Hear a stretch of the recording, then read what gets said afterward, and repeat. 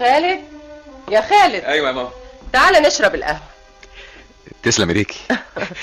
على فكرة يا ماما، انا عندي ليكي خبر هيفرحك. كده؟ طب خير يا حبيبي، يلا فرحني.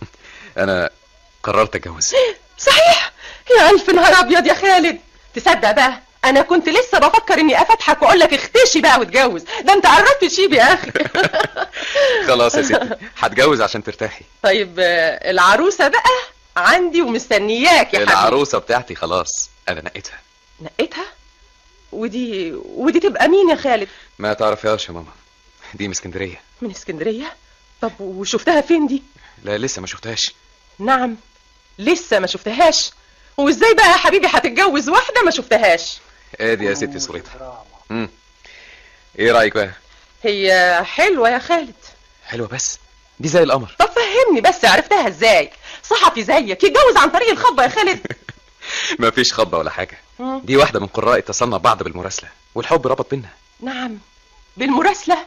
حب بالمراسلة؟ مراسلة ايه يا ابني؟ ده انت كاتب يا حبيبي، يعني بتكتب قصص وروايات. مش تتأكد قبل من اللي هتجوزها؟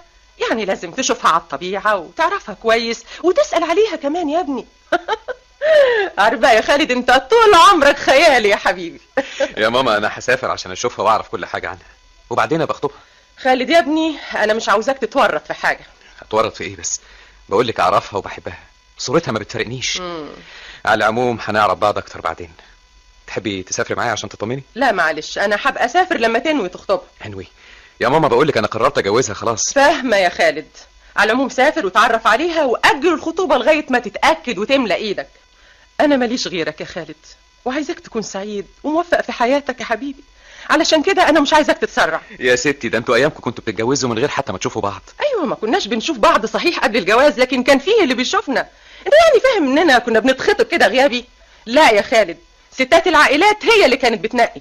طب والحب؟ الحب كان بيجي بعد الجواز طبعا والعشرة، علشان كده كان حبنا بيدوم العمر كله، عشان ما كناش يعني بنحب حب هوائي ولا بالمراسلة زي الكلام الفارغ بتاعك ده. مسك لي صورة وفرحان بيها حضرتك. يعني انت مش مقتنعة بسوسن؟ هي اسمها سوسن؟ ايه مش عاجبك الاسم يا ماما؟ لا في الحقيقة هو اسم حلو وما فيهش عيب، ما هي بنت عمك اسمها سوسن هي كمان وروحها فيك. لكن انا بقى بحب سوسن بتاعتي. ماما انا عاوزك تكوني راضي عني وتدعي لي. من غير ما تقول يا ابني، انا بدعي لك ليل ونهار، ربنا يوفقك. ممكن اقعد؟ اسف انا مرتبط بميعاد، الكازينو واسع قدامك ومليان ترابيزات فاضيه. لكن انا اخترت الترابيزه دي. يعني ايه اخترت الترابيزه دي؟ يعني عاوزه اقعد هنا.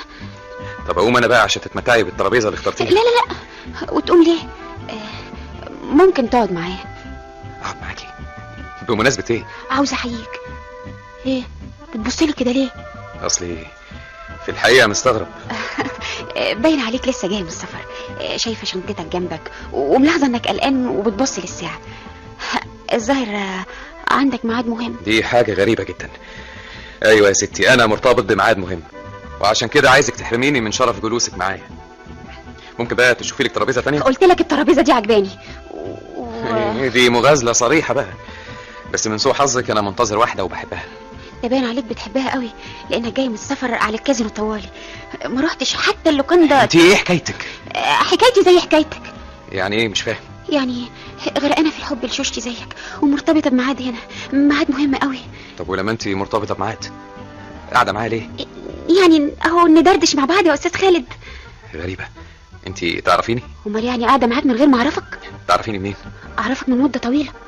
ايه مستغرب اكون بعرفك يعني؟ فعلا مستغرب جدا. انت كمان تعرفني من مده طويله. الحقيقه انا مش فاكر اني شفتك. صحيح ما شفتنيش، لكن قعدت سنه بحالها تكلمني عن حبك باسلوبك الشاعري الممتاز وتوصف لي عواطفك ومشاعرك. ايه حكايتك؟ حكايتي زي حكايتك. يعني ايه مش فاهم؟ يعني غرقانه في الحب لشوشتي زيك ومرتبطه بميعاد هنا، ميعاد مهم قوي. طب ولما انت مرتبطه بميعاد قاعده معايا ليه؟ يعني اهو ندردش مع بعض يا استاذ خالد. غريبه، انت تعرفيني؟ امال يعني قاعده معاك من غير ما اعرفك؟ تعرفيني منين؟ اعرفك من مده طويله. ايه مستغرب اكون بعرفك يعني؟ فعلا مستغرب جدا. انت كمان تعرفني من مده طويله. الحقيقه انا مش فاكر اني شفتك.